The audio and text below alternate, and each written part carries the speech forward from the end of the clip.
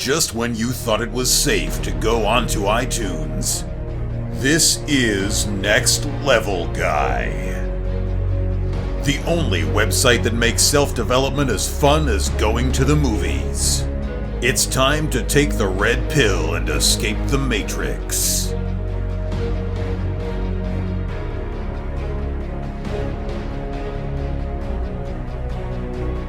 What's happening, guys? It's time for another episode of the Next Level Guy Show podcast with your favourite tutor, Ian Dawson-Mackay. Next Level Guy is a go-to men's interview, interest and improvement website where I quiz the experts to find out the hacks, tips, methods and protocols that you can implement in your own life to take it to the next level and live happier, healthier, wealthier, sexier and so much more. Today's guest is AJ Jacobs. AJ is a writer and a human guinea pig. He's written 4 New York Times bestsellers that combine memoirs, science, humour and a dash of self-help.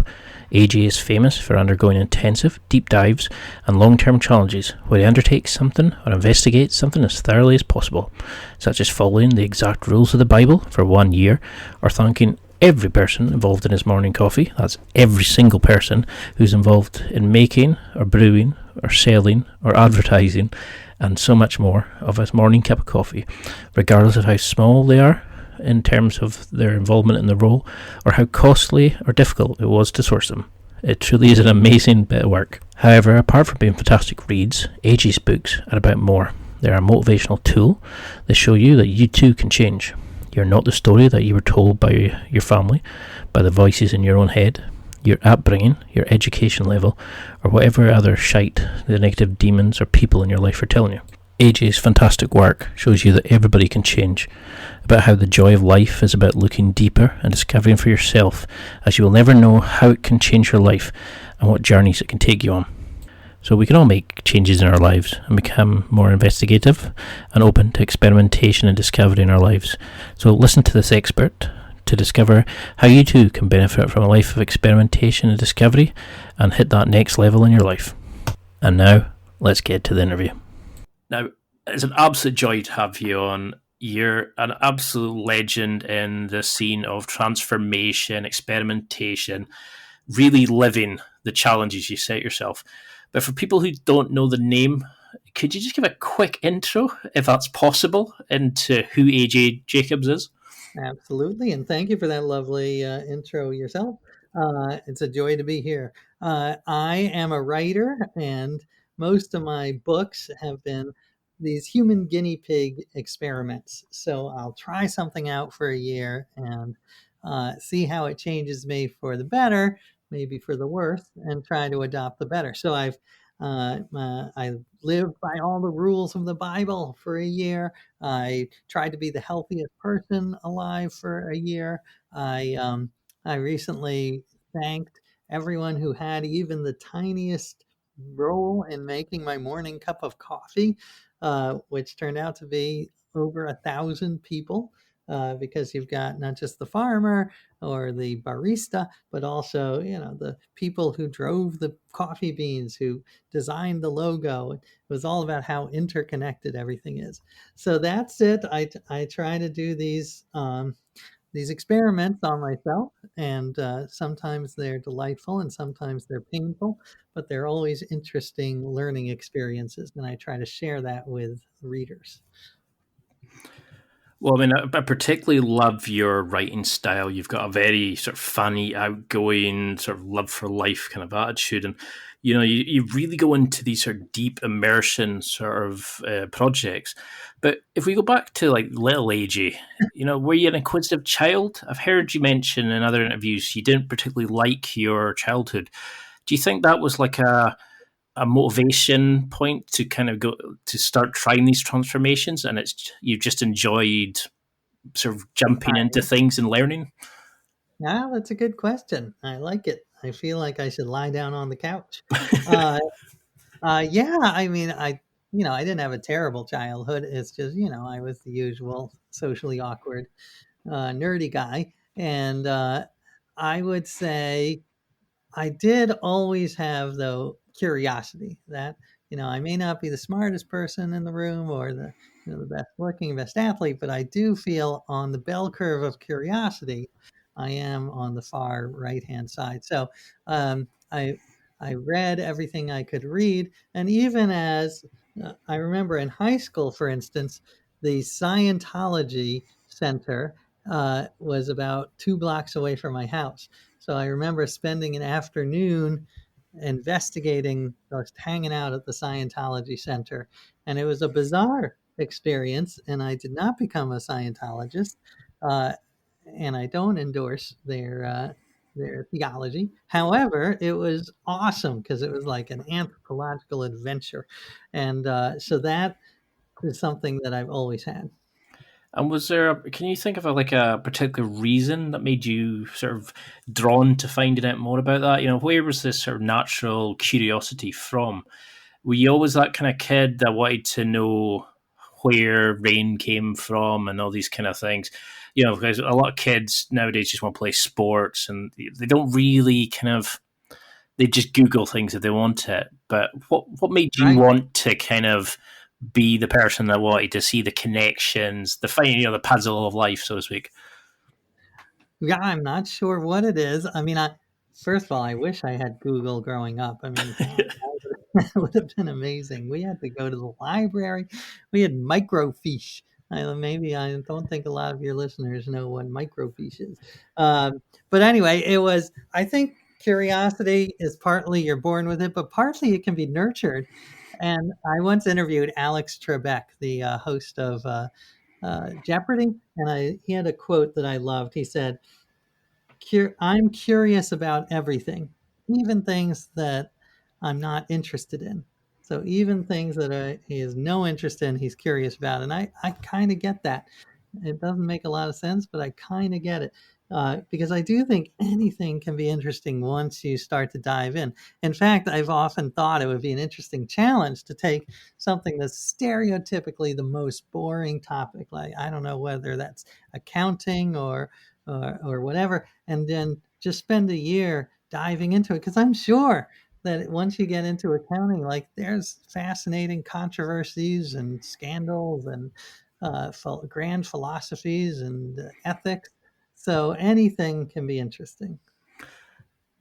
I can imagine my social life would be a struggle to make it interesting the way things are going. I accept your challenge. I will go over there and try to and write a book about Well, if you can get a book out of it, you're doing well.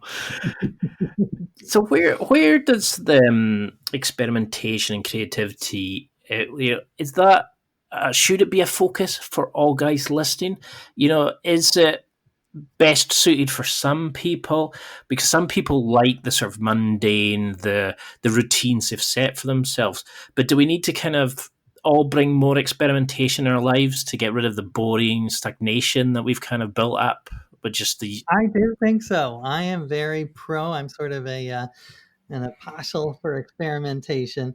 I mean, I think traditions and routines are good, but you need to balance them, and we often don't have enough experimentation, and they don't have to be crazy. Like, I happen to have a book contract, so that allowed me to grow a huge beard and wear biblical robes and do crazy things. But it can be small scale, even something like trying a new toothpaste every month for a year. That can just make your life better in just the smallest ways, but that has profound impact. And neuroscientists will tell you, we what they I think the catchphrase is what fires together wires together, meaning that we carve these pathways in our brain, and it's the equivalent of ruts, and we have to do things differently to get out of those ruts and think more creatively. So even just going to work a different route, uh, anything you can do to mix it up and see how it affects your life. Because it's kind of weird, isn't it? Is people automatically look at something like that, even if they're not wanting to live a year following the rules of the Bible or like some of the more extreme things you've done, they automatically think, "No, I can't do that." Is that the like a negative mindset for these things? Are we wired to immediately look experimentation and transformation and these sort of things as a negative, like a scary aspect? How did you overcome that kind of block from your mind when you were trying to change who you were? That's a good question. I think I'm a big fan of the whole fake it till you make it, fake it till you feel it. And I've seen this in a lot of my experiments. So if you act, there's a quote, I didn't come up with it myself, but it's easier to act your way into a new way of thinking than to think your way into a new way of acting. So if you do something, if you pretend you're confident, eventually you will become more confident. Even when I once did an experiment that was actually suggested by readers that I should try to be the best husband I could be. Uh, Partly because I'd put my wife through such hell by doing these other experiments. So I did, and one of the things that I did was every day I would bring her a little present, and it was like a little, like, uh, a little bar of avocado scented soap or something small and dumb. But just the act of buying that and bringing it to her and presenting it to her, it after I did it for a few days, it it tricked my mind. I was like, "Wow, I must really love my wife because I'm bringing her presents every day." And I think it actually increased my love for my wife by acting as if I was like head over heels. I mean, I love my wife. I have a happy marriage overall, but this act was very helpful in convincing myself to be even more in love with her.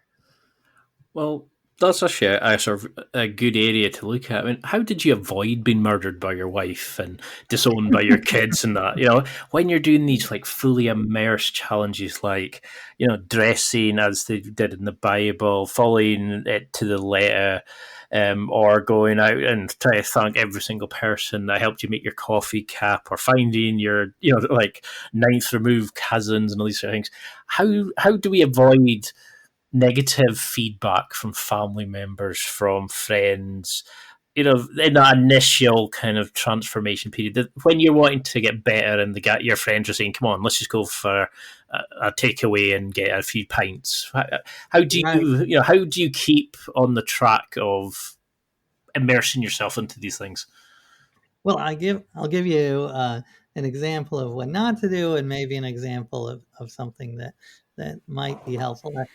When I did the year of living biblically, I was following all the rules of the Bible. So the Ten Commandments and love your neighbor, but also there are all these rules in the Old Testament, especially, that are not so well known, but that are very strict. Like if you follow Leviticus, you should not touch a woman during her menstrual period. But it goes further that if you follow it literally, a woman, you should not sit in a seat where a menstruating woman has sat, because then the seat has become impure. So my wife found that offensive, and she sat in every seat in our apartment while she was menstruating. So I had to stand for most of the year. Uh, I was able to buy like a little stool that I kept to myself, like a portable stool. So It's a that is how. it's amazing how vindictive your partner's going to be when they want to. Well, I admire her. I think that was one of my favorite things she did. So I That's a fully genius thing to do to get your own yeah. back. So that there are times that it drives my family crazy, but I think when you can bring friends and or family along on your adventure, that is the ideal. So yeah, because when you're doing a transformation, a lot of times you're doing interesting new things. That's the whole point. So my current book, I'm trying to is about puzzles, and I'm trying to sort of learn what can puzzles teach us about living a better life. And so all kinds of puzzles, crosswords, jigsaws, logic, mazes. And I have tried to solve the hardest versions of these puzzles. And I've been, whenever possible, take my family along. So we went a couple of months ago, we went to Spain to compete as the United Team USA in the World Jigsaw Puzzle Championship. And so we were with 40 other countries, and we had to put together these puzzles as quickly as possible, and we did. We came in second to Awesome. last. Oh. That's my wife's joke, but I stole it because I think it's true. Yeah, we were terrible. We sucked, well, not as badly as Portugal. Those guys are an embarrassment. But we did. We came in second, but it was just such a blast uh, doing this weird adventure with all these people who, like, they practice jigsaw puzzling for 3 hours a day. We did nothing of the sort, but we just had so much fun interacting with this tiny slice of life that I never knew existed. But these people are so passionate about it. It's wonderful. So whenever you can take them along on your adventure, I think that will sort of mitigate the annoyance. And is that a big part of the actual successful mindset? Is it has to be positive? It has to be something that you enjoy. Are you do you lean towards? I'm trying to think of the psychologist who said it. It's like that positive emotion, Yeah, basically anchors to the brain. yeah. Well, I think uh, the hope is that overall it's a positive experience, but nothing's going to be completely positive. So there is some sense that you have to, you know, sometimes you have to suffer to. And let me think of an example. Well, I mean, the health one, for instance, there was a lot of suffering in that one because I tried every diet known to humankind. I tried, every workout, including the paleo workout, where you work out like cave people and crawl around the park, and uh, in your bathing suit and throw logs and stones, and it was hilarious and ridiculous. But I will say one thing I did learn from that health experiment is exercise is important. Unfortunately, the doctors are right about that, but you can do exercise that you like. So don't I just do not like the gym. So I just don't force myself to go. There are things I enjoy doing. I like walking. So I walk on my treadmill much of the day. I have a desk set up so that I'm like answering email and making phone calls while on my treadmill. I would be doing it now, but sometimes I start to breathe heavily, and I didn't want to alarm your listeners, so I'm not on the treadmill now. But yeah, in the end, you have to do the kind of exercise you enjoy, or you're never going to do it. And is that that's something I wanted to sort of touch on was the consistency sort of muscle. I think the gym ones call it. How do you keep that going when the initial challenge? Because as you started, you were maybe it's a struggle to kind of adopt the new mindset, do the like let your beard grow, follow the exact rules of the Bible when the social norm said to do X, Y, Z. How do you build up the consistency? How did you have a framework of approaching these challenges, like research it and then just fully immerse in, or do you gradually build your way into it? Yeah, that's a really good question. And I have a bunch of strategies that I use to try to be more consistent. And I'll tell you them in case they are helpful. Uh, one of them is miniature goals.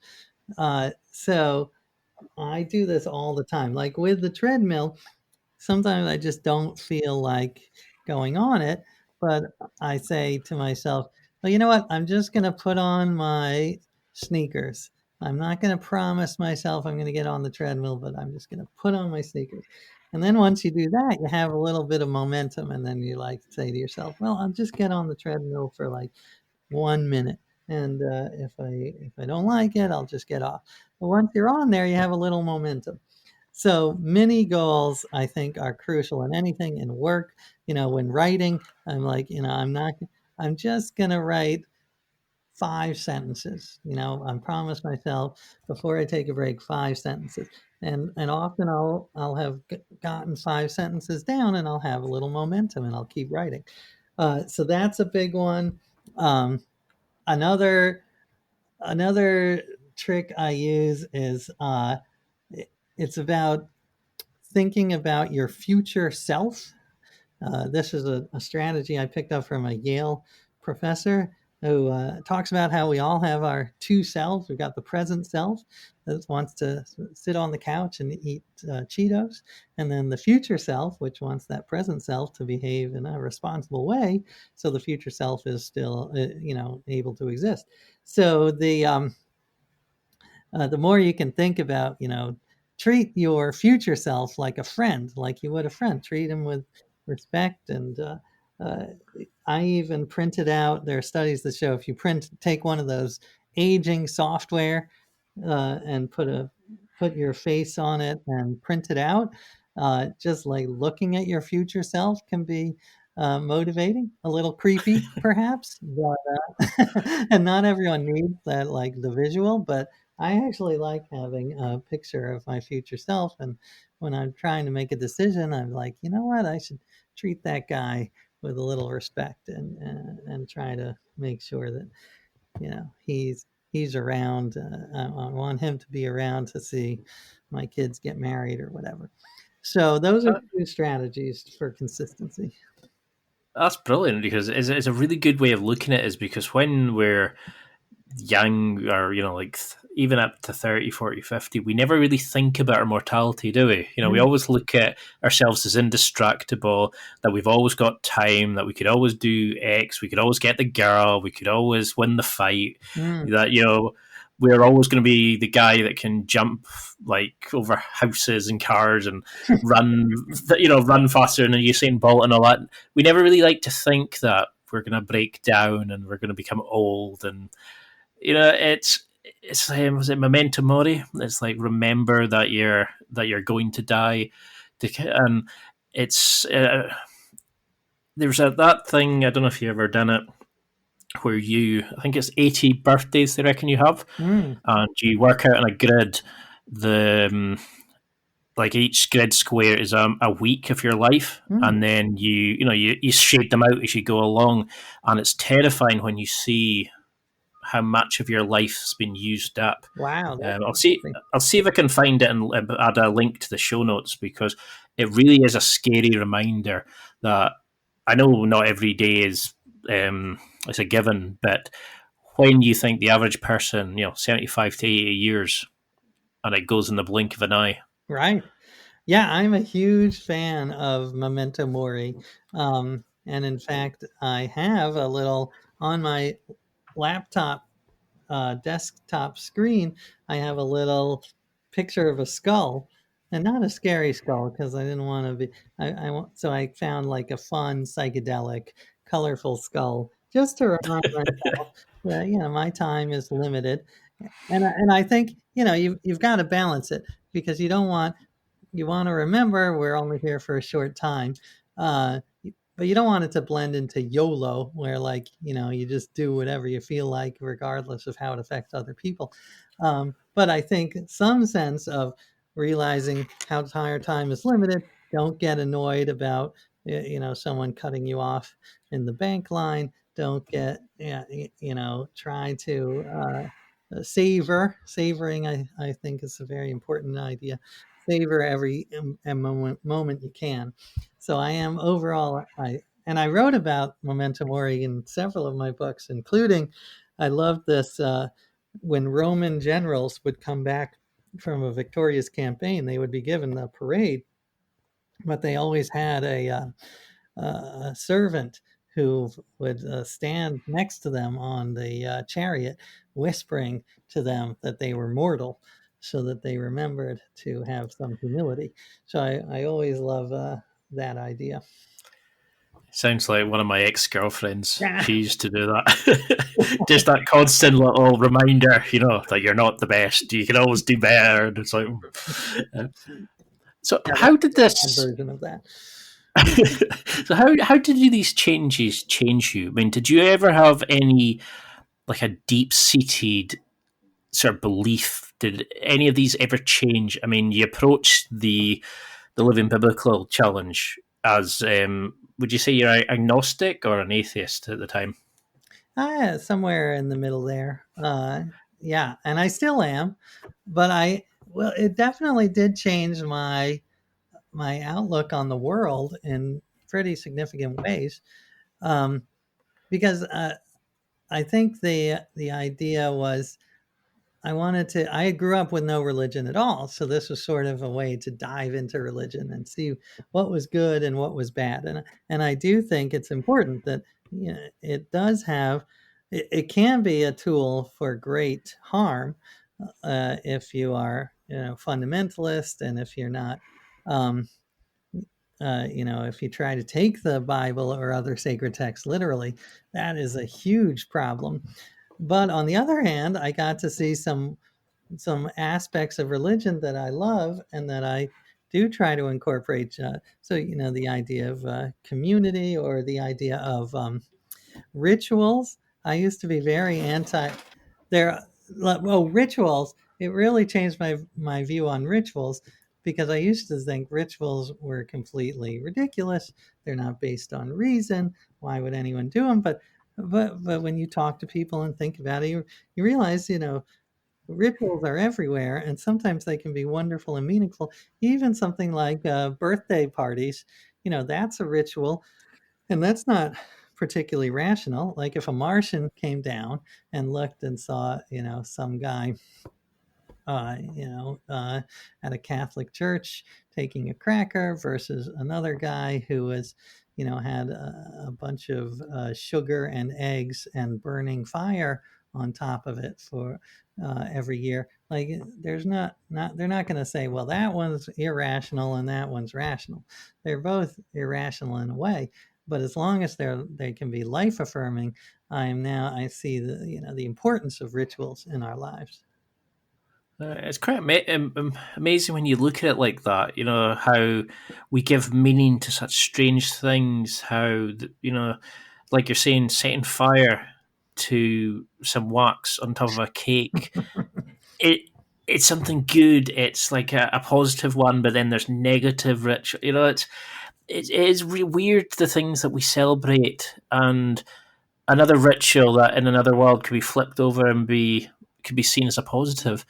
So how do you then take these challenges on and not lose the part of you that you want? You know, like the radical honesty. Mm. It could, you know, that could have been a challenge that you went in and thought, "Oh, I really enjoy this. I just get to be a complete bastard and I can say what I like and stuff like that."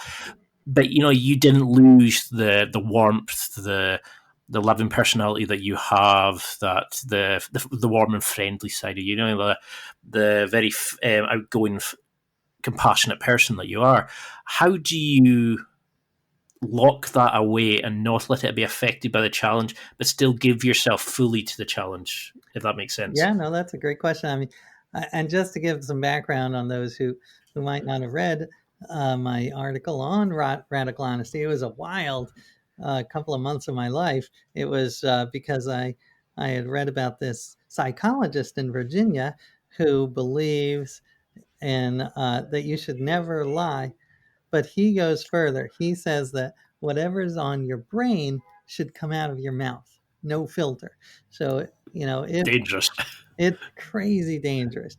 Like he says, if, you know, if you're fantasizing about your wife's sister, tell your wife and tell her sister and see what happens. And he says, you know, you will live a more authentic life, and it'll have it's a bumpy road, but a better road. So I tried that, and yeah, Did you sleep on the couch? it was what? Did you sleep on the couch? Yeah, it was certainly not. Well, I'll give you an example. We were at a restaurant, and we ran into my wife's friends from college, and she hadn't seen them in a long time. So they said, "Oh, it's so great to see you. We should all hang out and have a play date with our kids." And I had to say what was on my mind, which was, you seem like nice people, but I really have no interest in talking to you again. So, and I felt terrible, and my wife was furious. They were not happy. So, yeah, I wasn't particularly compassionate and loving in that moment. Um, but I think one of the takeaways was to spin it in a positive way. So once the experiment was over, I no longer say like, you look fat in that dress, but I do. Um, I think there's radical positive honesty, like saying, for instance, I had a wonderful experience just calling one of my mentors, who I used to work at a tiny newspaper, and he was editor, and I worked for him like 25 years ago, maybe, and he was, I was like, out of the blue, just give him a call and tell him how much his mentorship meant to me, and what fond memories I have, and that was a lovely bit of radical honesty, because it doesn't have to be brutal honesty. It can be radical honesty of positive things. And it can be radical honesty about your own shortcomings, which I find super liberating. Like, instead of trying to come up with excuses, just be like, you know what? I screwed up. I'm really sorry. I'll try not to do it again, but that is on me. I acted like an idiot. And it is much less emotionally taxing than if you try to like spin reality to make yourself look good. So it's a really good way of looking at it, because you associate radical with radicalism and every kind of, like it's always negative connotations to the word. Mm. But it's a really good way of looking at being radically honest, but in a positive way. Hmm. That's a really good idea.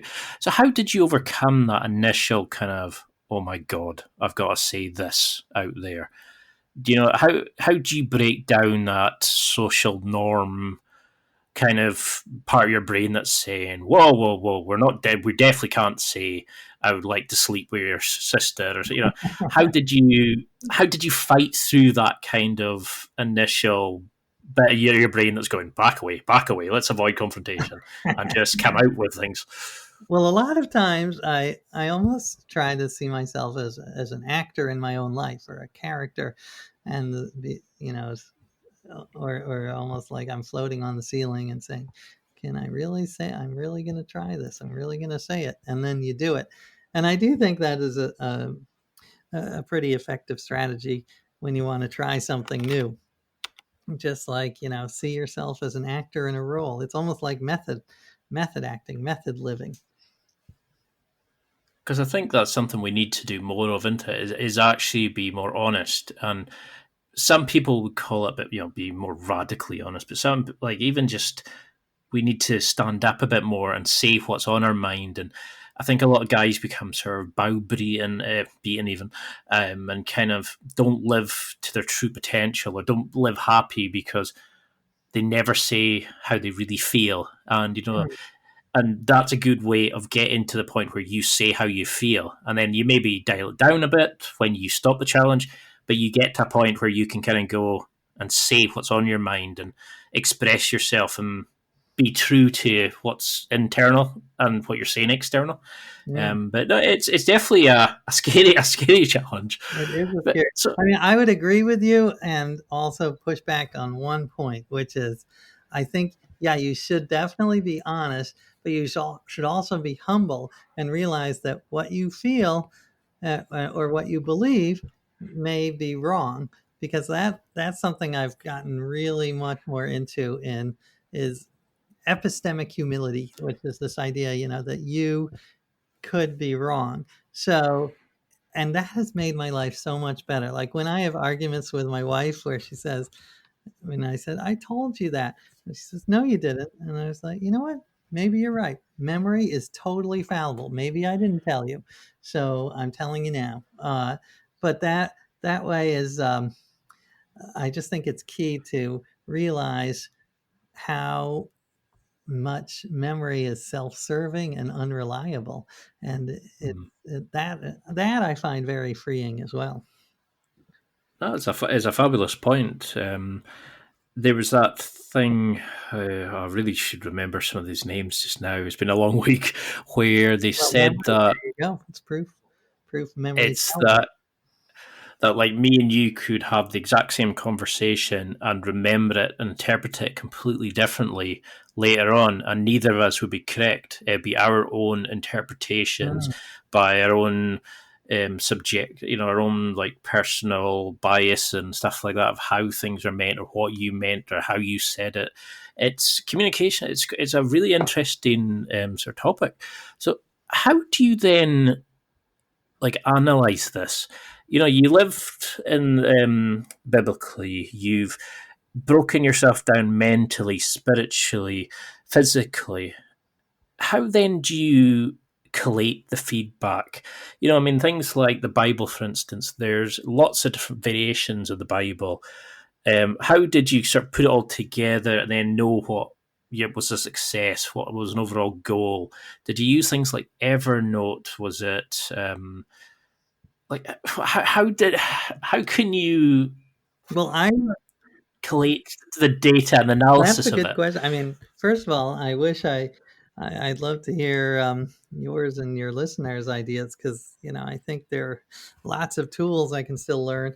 I'm a big fan of writing everything down, and so I take crazy copious notes. So for a book, that's like 80,000 words, I might have 800,000 words of notes, um, and and I think the key is, yeah, just trying to highlight the ones that work and the ones that don't work, and being very uh, keeping track of those, and trying to incorporate the ones that work in your life afterwards.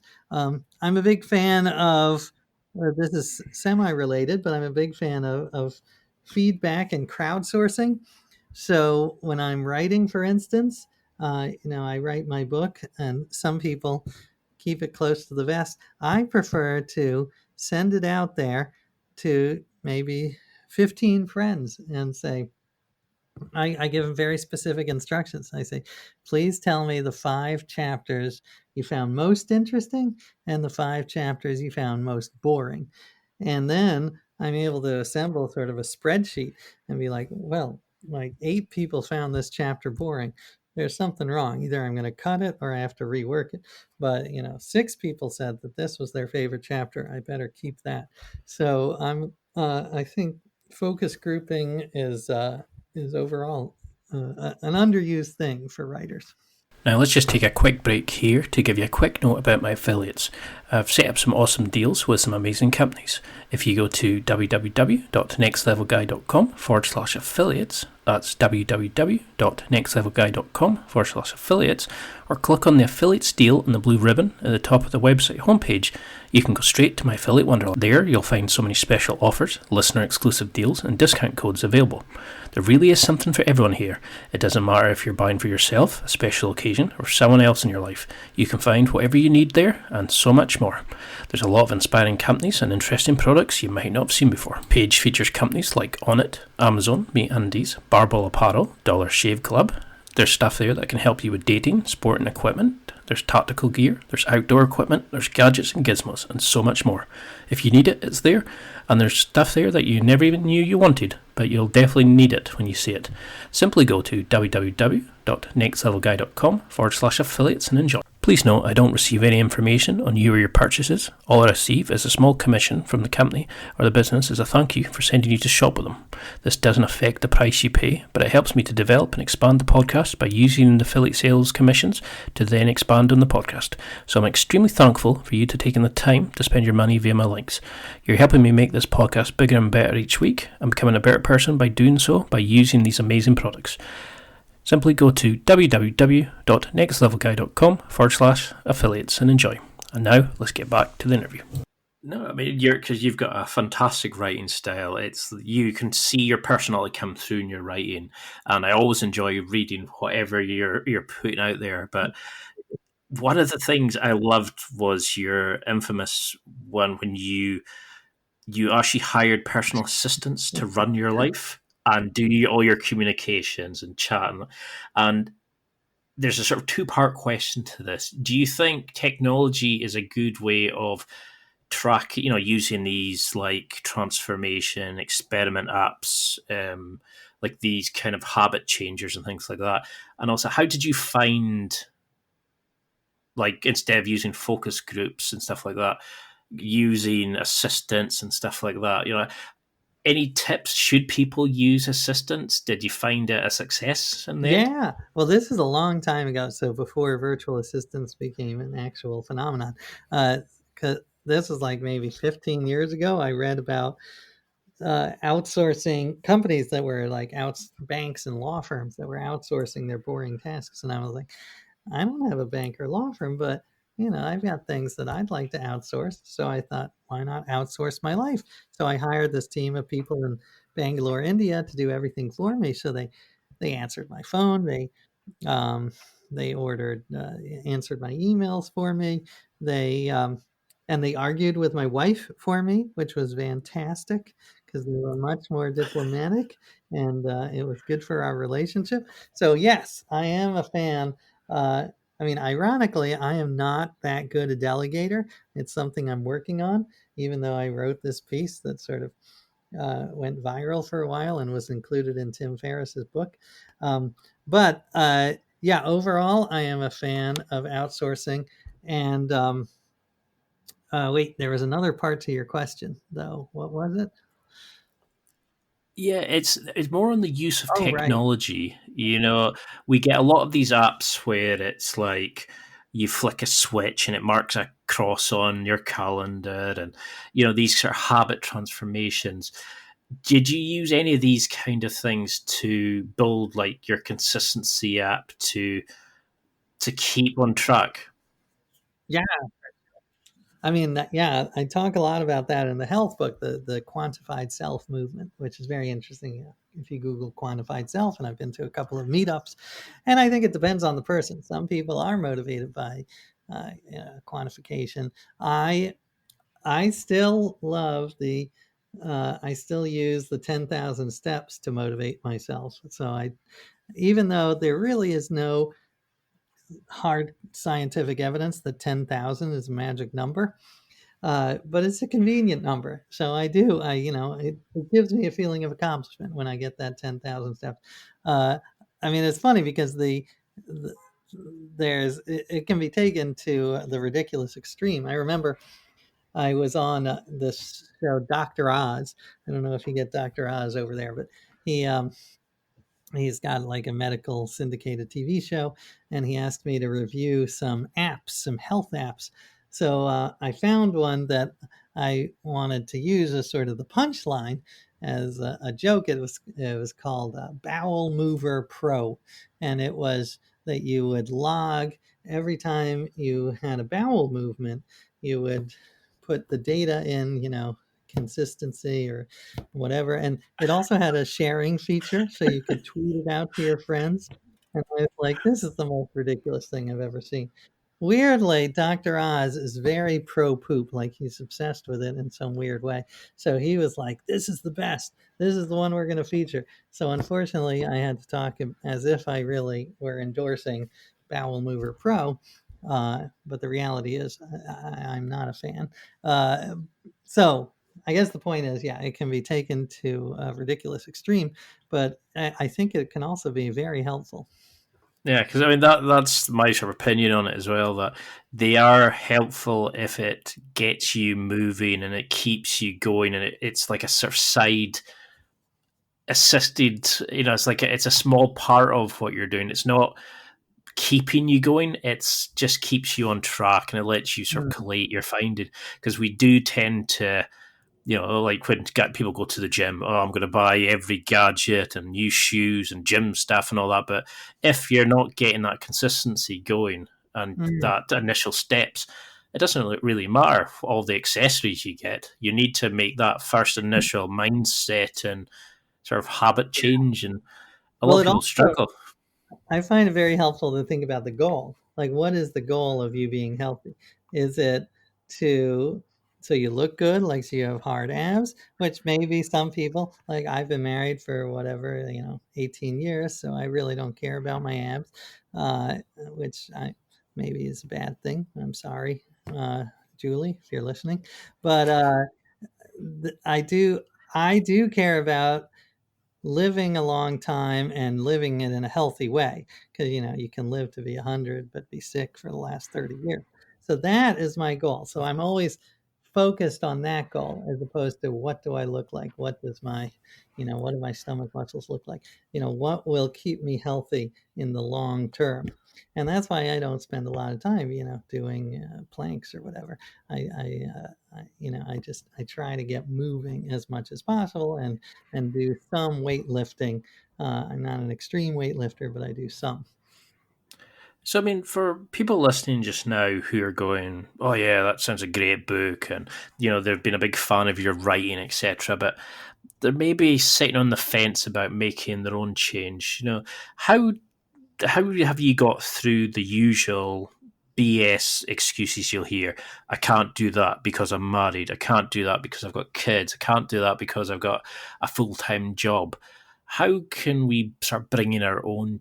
I don't know what if you want to call them challenges, short immersion projects, or whatever, however they want to kind of call it.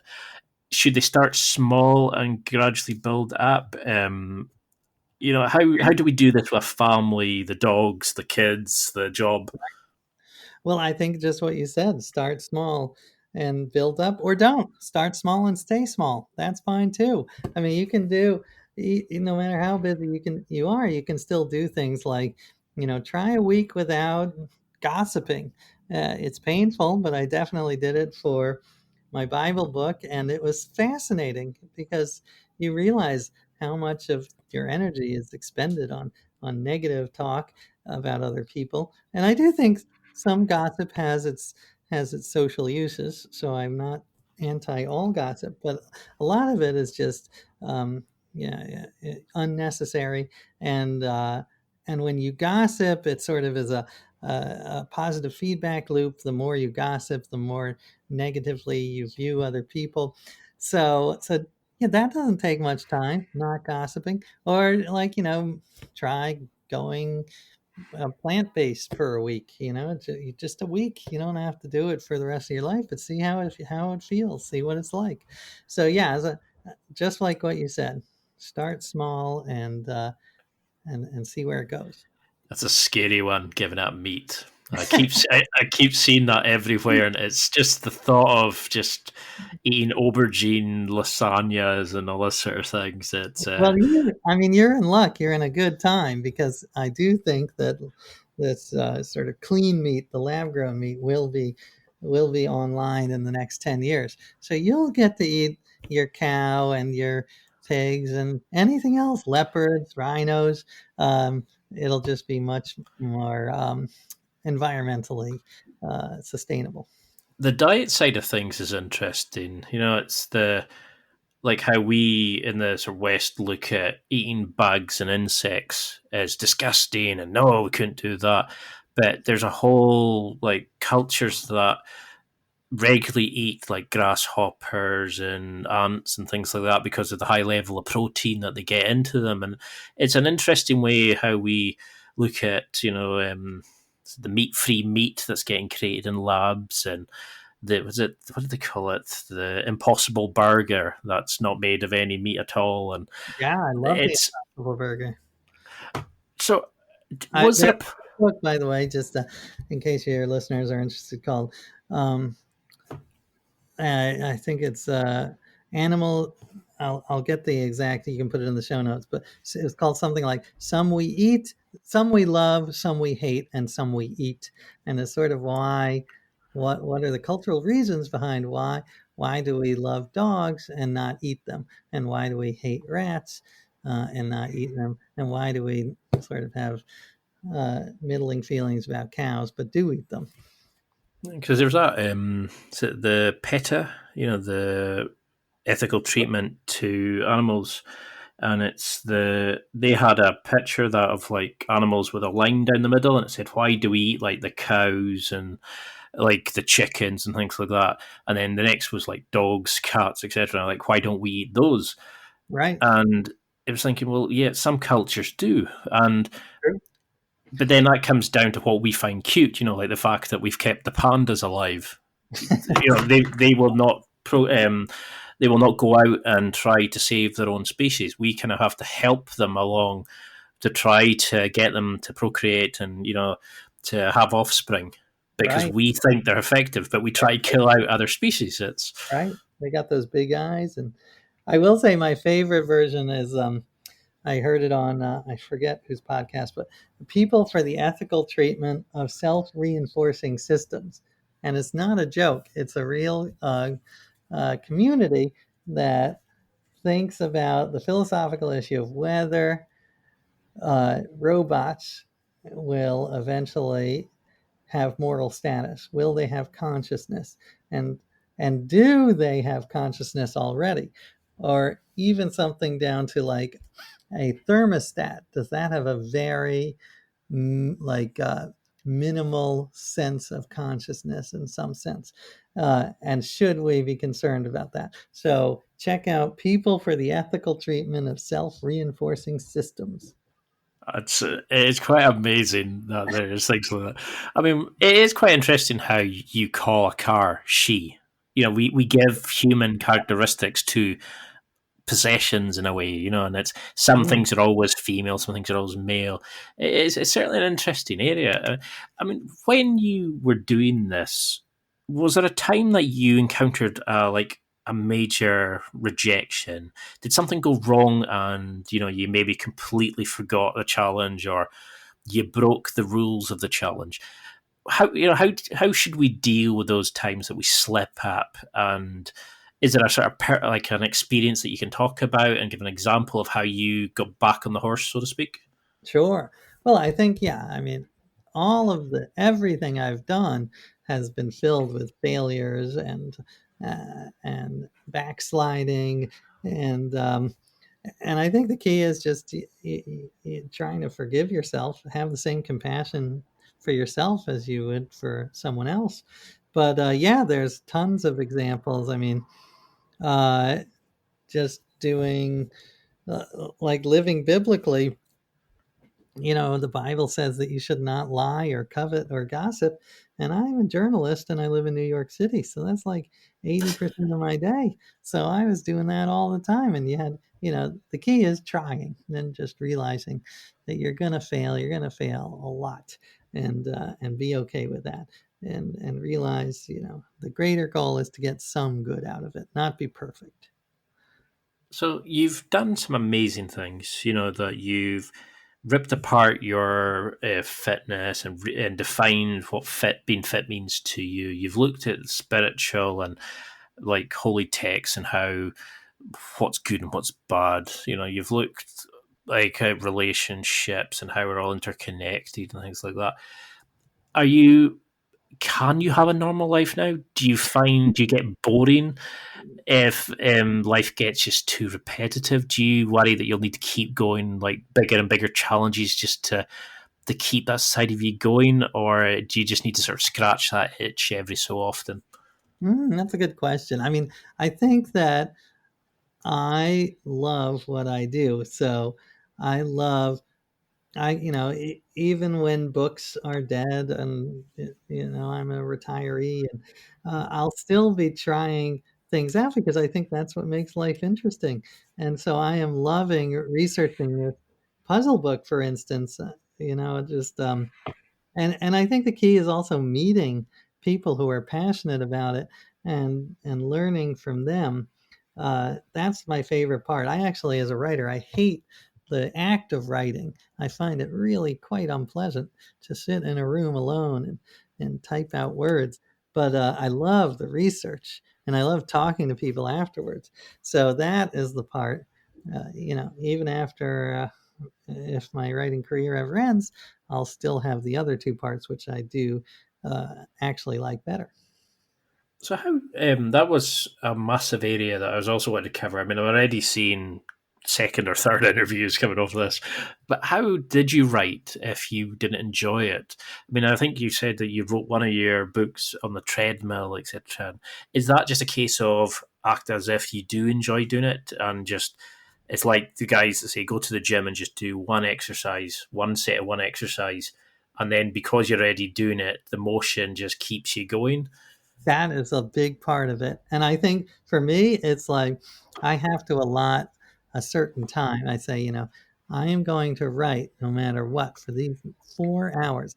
I slot out, turn everything off, 4 hours, and remind myself that the first half hour, maybe the first hour, is going to suck, and maybe nothing usable will come out of that. But if you force yourself to keep going, then you sort of get in the rhythm. So I really am a big believer in that. Um, you got to set a goal for yourself, whether it's 4 hours or you say, I'm going to write 1,000 words today, something concrete, so that you can't just, weasel out of it and go, play, So, uh, play ping pong or whatever. so what would you do then if one of your kids came to you and said they wanted to do that? That they wanted to live a year in as X, or how do you encourage that side of them, the interest and the wanting to be creative and experiment and learn about life, but also guide them through trying Mm, out new things, so they're not the kid that goes away and changes into, like, I don't know, like a prep, or somebody that's not them to try to fit in. How do you mm, help them find who they are in this kind of world, which is constantly changing with 90 million different options that you can do? How mm. can fathers help their kids as they develop? That's a great question. I would say, I mean, first of all, you got to be careful of what experiment you embark on, because they have, for instance, they have half jokingly, but not really joking, said that they want to do a year of eating nothing but candy.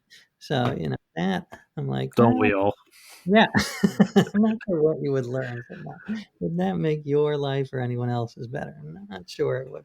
So be careful of what they choose, and then yeah, I would say, eh, I mean, I am a believer in that you can, that we, when people say be yourself, I think that is true to some extent.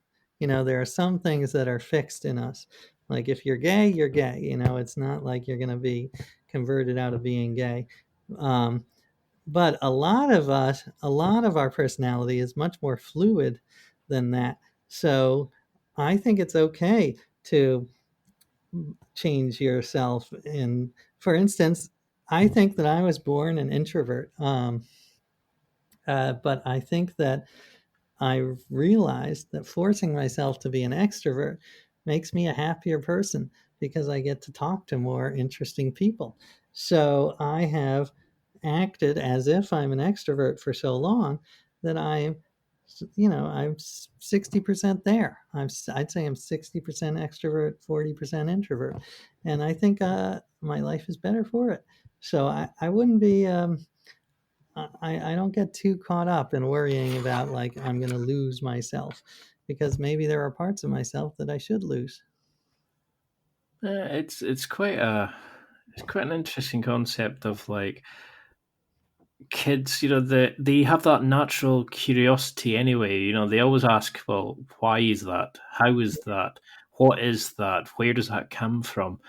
And I've got two young nephews at the moment, and I love that thing about them. They've kind of rekindled my own interests in things. It's the and previous kind of beliefs about myself have changed, like you're Mm, saying just now, because I've opened myself back up to, well, maybe I'm not like that. Maybe I am the guy that makes a fool of himself in front of other people just to make them yeah. happy. Like that that's not self conscious. It's like the story we tell ourselves, and I think that's a big part of these kind of challenges, is overcoming the no, I couldn't do that because of, we Mm, automatically lock ourselves out of these kind of changes.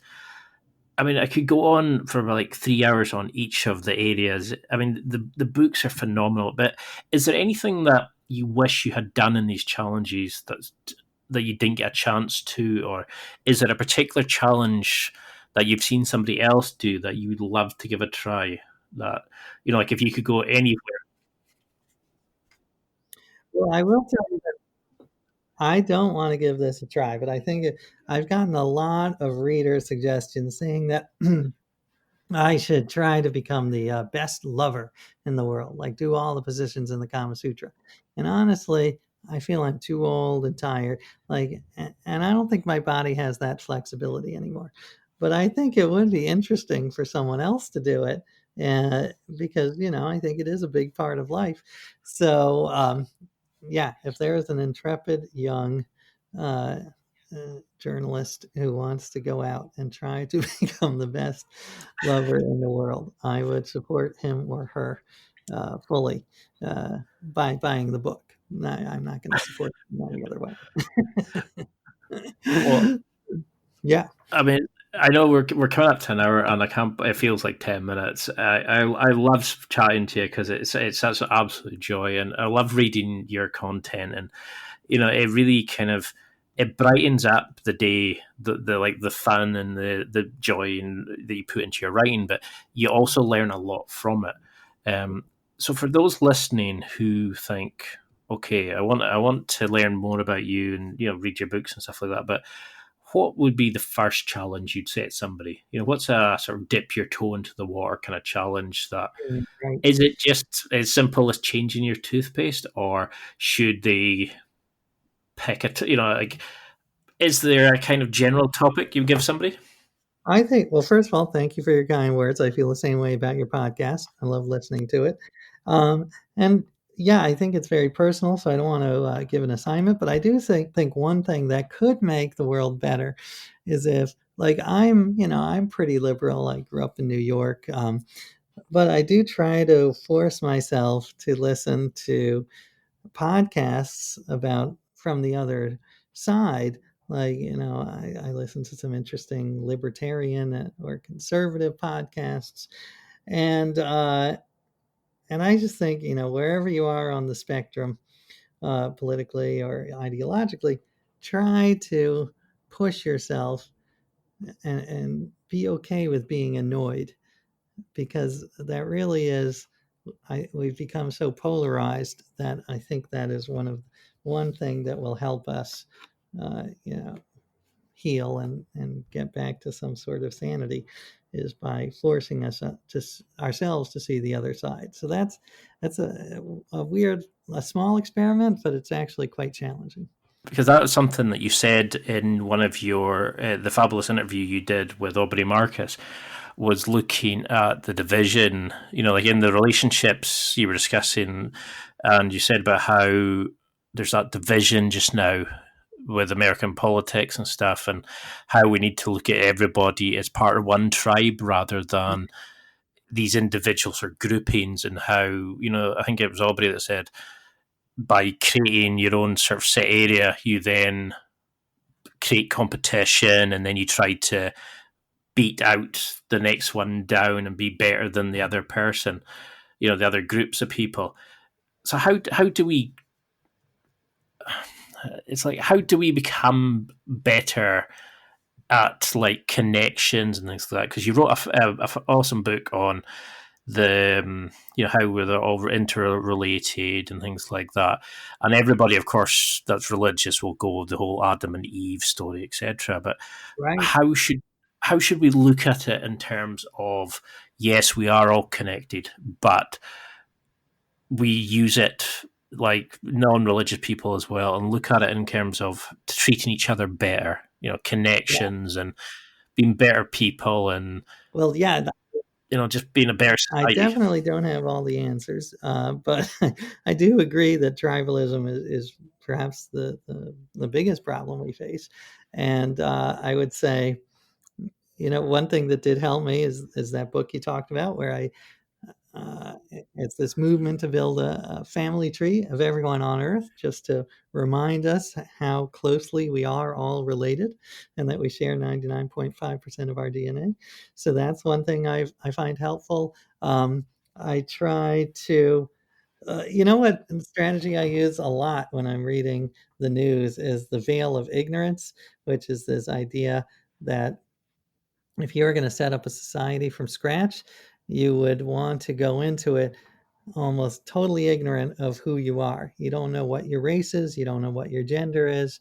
You don't know whether you're rich or poor, because that way you can design a fairer society. And I use this strategy when reading the newspaper, because I find that, that helps me get out of my own little tribal mindset. If I say, you know what, I'm going to read this as if I were someone totally different and see how that feels. So yeah, they're little hacks that I think are uh, can be powerful, uh, but it's an ongoing struggle, but also the most important one. Because it's something I forget sometimes is when I've like read and listened to so many different podcasts that sometimes I forget when I'm asking the question. Not everybody knows what I'm talking about. So in my head, I'm going, "Oh, your book on da da da," and they're going, "Well, yeah, explain it." Because I get so passionate about like great books and great like people who write really well and great podcasts and great guests, and it's sometimes it's really hard to interview like people like yourself that I'm so interested in like the deep sort of things. It's to kind of introduce it as well. I mean, this is why I try to keep it general in the first one. I mean, I definitely would love to have you on again and really go into the each of the experiments and stuff like that. But I would love it. And I thought it was a wonderful conversation. I hope other people find it helpful. So I really appreciate you having me on. so what would you say to people listening? What would you want them to take from this? Because I know we've just come to our sort of time limit. I mean, I could talk for an extra 3 hours, but what do you want people listening to take as like a overall message on things like transformation, changing your life to becoming the man that you want to be, not who you are, but who you'd like to Mm. be. Well, I think you summed it up very well. It's just experiment more. Uh, and be okay with the discomfort, and try to keep your eye on the goal, which is to try to be a better person. Know that sometimes you're going to succeed and sometimes you're going to fail miserably, but in the end, hopefully, you'll have learned some wisdom. Uh, and uh, and yeah, don't get stuck in those neural ruts, which I'm guilty of as anyone. But uh, do your best to make new tracks in your brain. And was there somebody who you looked at as a role model for change? You know, was there somebody that could do this that inspired you each, you know, that kind of to get into this? Was there a particular, maybe not a psychologist, but somebody that could go out and just whatever they wanted to do, they would just go for it? Like, was there a role model that you looked up to in this kind of area? That's a good question. I mean, this is not a psychologist at all. And when I was growing up, my favorite singer was David Bowie. And I just thought he was so brilliant at reinvention and trying new things, because he changed his sound, he changed his looks, he did that Ziggy Stardust craziness. And I just love, he was never static. He was always pushing the boundaries. So, say this is quite a morbid one, unfortunately, but say you've died and you know you've got the ticker thing coming along at the bottom of the screen.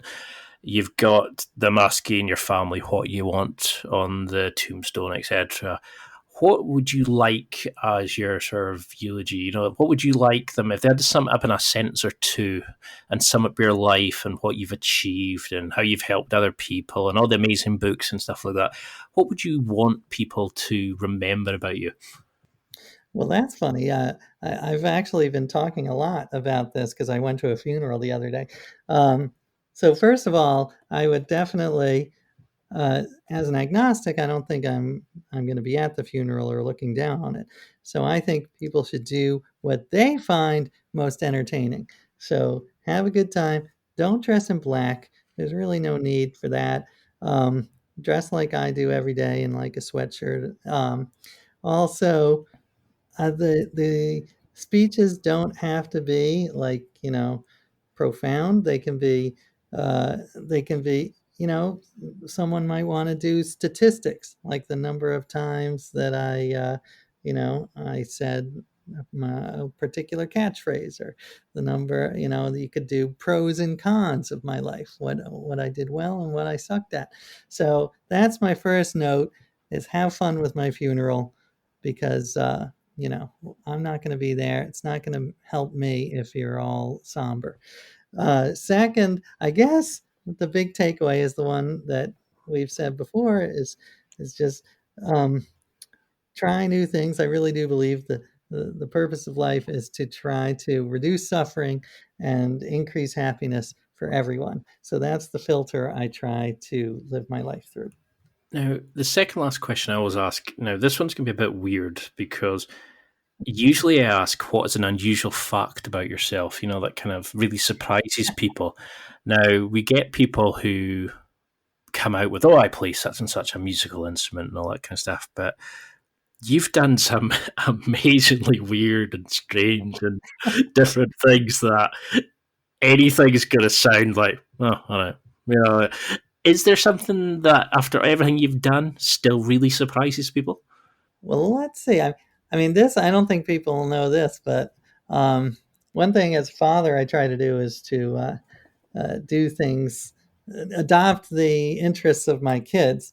And uh, some of my kids have are big Pokemon Go fans. So I am right now. I love it. It's such a nice little game, and people think that it died out 4 years ago.